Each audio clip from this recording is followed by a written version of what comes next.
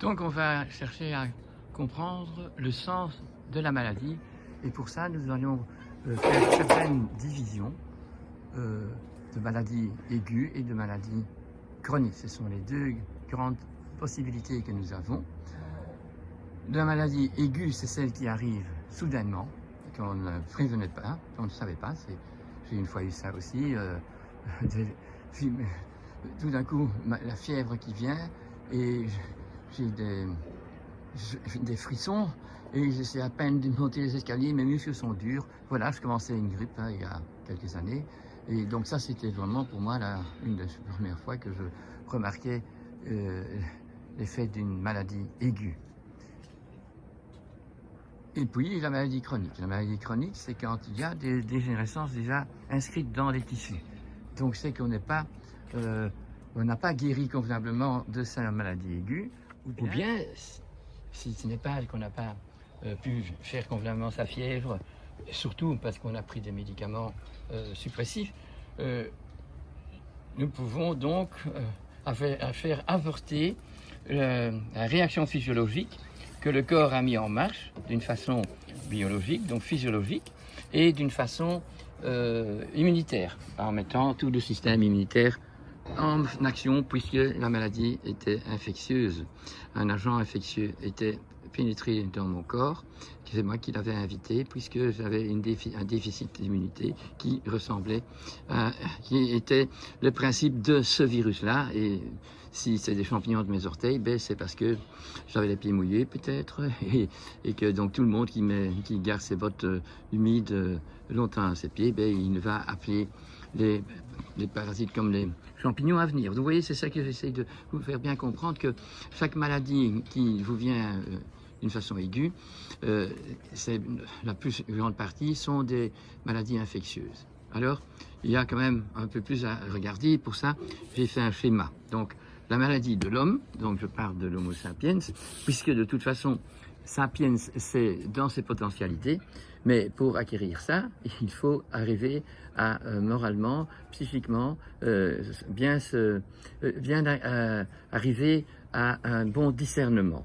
Et ça, c'est important, tout à fait important, puisque si on est persuadé que la maladie, ou que le virus, ou que la bactérie, ou que le champignon, c'est un méchant qui vient vous faire par hasard du mal, et c'est comme si vous gagnez au loto. Non, non, c'est pas ça. Il y a une régularité absolument très claire avec toutes les maladies que nous observons.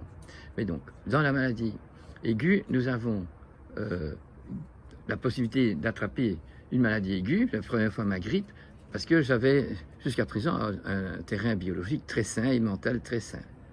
Mais je peux aussi faire une maladie aiguë sur un terrain chronique. Donc je peux être sous chimiothérapie et dû à un dysfonctionnement que mon corps est obligé à subir, avoir tout d'un coup une maladie aiguë. Par exemple, je perds mes cheveux tout d'un coup. Eh bien, c'est encore une fois le corps qui envoie un signal d'une façon aiguë qui dit ne soyez pas fâchés à ça, puisque la chimiothérapie, elle va se mettre dans les ongles, elle va se mettre dans les cheveux et vous allez les perdre, mais après, si vous survivez, la biologie reprend son droit et ça va repousser. Et donc vous avez toute une partie de toxicité qui a échappé de votre corps. Si pour éviter d'avoir les cheveux qui tombent quand on fait quand même la chimiothérapie, eh bien en mettant des glaçons et en mettant de la cortisone, nous diminuons encore plus la chance de réhabiliter notre corps dans son fonctionnement physiologique normal. Donc, les maladies aiguës, on y va d'abord, eh bien, c'est bien sûr les traumatismes. Donc ça, c'est physique, c'est un accident, qui est donc inévitable puisqu'on ne s'impose pas de faire un accident, c'est par hasard. Les infections infantiles et épidémiques que nous connaissons comme la rougeole, la varicelle, les oreillons, par exemple, chez les enfants, sont des maladies qu'il vaut mieux et qu'on devrait faire avant l'âge de raison, avant qu'on ait perdu toutes ses dents de lait et qu'on ait déjà toutes ses vraies dents.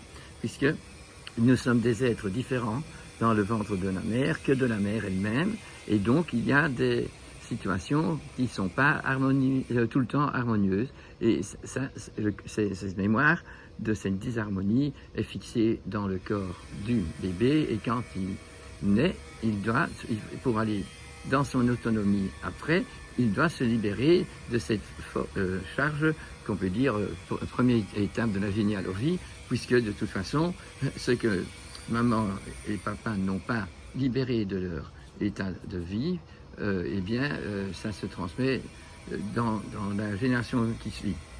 Donc, la maladie aiguë sur un terrain sain, c'est très chouette, puisque vous avez votre grippe et tout d'un coup, qu'est-ce qu'il faut faire? Eh bien, il faut se reposer, il faut boire de l'eau ou des tisanes et se confiner. Et alors, le corps reprend le dessus. Pendant ce temps-là, on réfléchit, on pense, et on se rend compte que nous devons changer notre manière de vivre, puisque l'épuisement qu'on a, ou la fainéantise qu'on a, sont des éléments qui n'ont pas permis au corps d'évoluer dans une santé circadienne. Ça veut dire que tous les jours, on est remis en santé parce qu'on a en plus bien dormi et qu'on reprend la journée avec beaucoup d'enthousiasme. Donc, l'aigu nous amène à une guérison.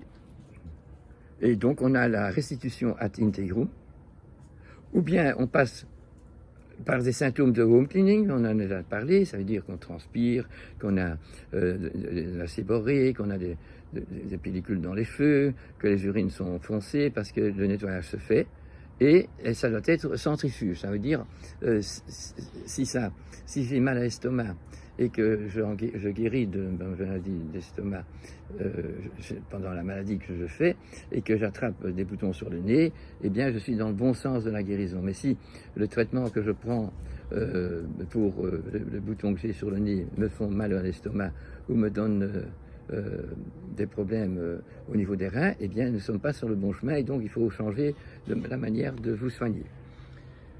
Évidemment, on peut avoir une maladie aiguë, surtout sur un terrain chronique, qui termine par la mort, puisque, comme la grippe espagnole, après la guerre mondiale, le monde tout entier a vécu des pertes d'êtres très chers, ils sont dans la faillite, les maisons sont démolies, et donc cette faiblesse-là, quand on fait la grippe et qu'on fait une grande fièvre, mais celui qui a déjà son corps dans des maladies chroniques va risquer même de mourir. Alors, donc, la maladie aiguë, elle est nécessaire pour reprendre la restitution ad integrum de son corps et de son moral. Et quand on est chronique, c'est qu'on n'a pas réussi cette étape-là. On n'a pas pris la leçon de la maladie aiguë ou on n'a pas bien soigné. Quand c'est devenu chronique, eh bien, les maladies chroniques, on les divise en deux sortes. De fait, il est évident que l'humain, comme tous les êtres vivants, sont des êtres mortels et que, en vieillissant, on va perdre des qualités de santé du corps et des organes que nous avions quand on avait 7 ans. Donc, ça s'appelle la vraie maladie chronique, qui est une charge qui est différente pour chacun. On a des défauts, des anomalies innées, différentes les uns que des autres. Ça veut dire qu'on a un terrain personnel, on appelle ça en homéopathie un miasme, hein, qui est une vulnérabilité innée de chacun. Hein. C'est comme ça chez l'homme. On a un chemin à faire sur Terre et c'est pas... il y aura toujours des obstacles. Alors si on surpasse les obstacles d'une façon saine, eh bien, on retarde le moment de la dégradation de cet état de la vraie maladie naturelle. Hein. Maintenant, sur ce chemin-là, il y a aussi tout plein de choses qui se passent. Et depuis la Deuxième Guerre mondiale, depuis que nous sommes dans l'ère de l'industrialisation, où on a dégénéré tous nos aliments, toutes nos cultures, tous nos élevages, nous faisons des maladies qui sont dues, qu'on appelle les fausses maladies chroniques, qui sont inhérentes à des facteurs externes qu'on peut reconnaître. C'est donc, on peut les appeler surtout les privations de santé, qui viennent du mode de vie absurde dans lequel nous sommes depuis que nous travaillons d'une façon planétaire et que c'est l'économie qui prend le dessus et que nous n'avons plus du tout des cultures qui sont, elles, toujours dépendantes des terroirs où habite une quantité d'humains qui forment un groupe, une famille, un pays, une patrie, et ainsi de suite. Alors, les privations de santé, c'est donc bien, comme dit Hahnemann, la suite, donc ça va donner des maladies, des fausses maladies chroniques qu'on ne sait jamais guérir sans enlever la cause qui est reconnaissable.